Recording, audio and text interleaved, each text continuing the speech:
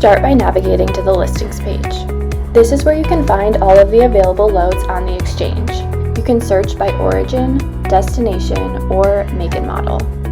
You can also filter by equipment, condition, or load type, or use the sort tool.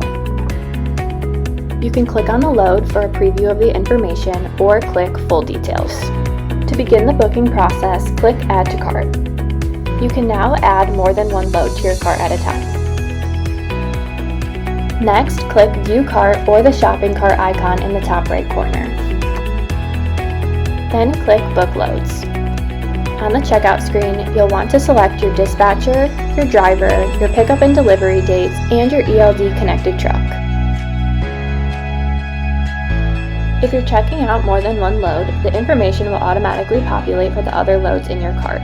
You'll just need to select the pickup and delivery dates for each load individually. The dates will not carry over.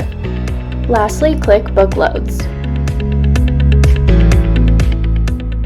Once the loads are booked, don't forget to accept the tender offer that was sent to your email.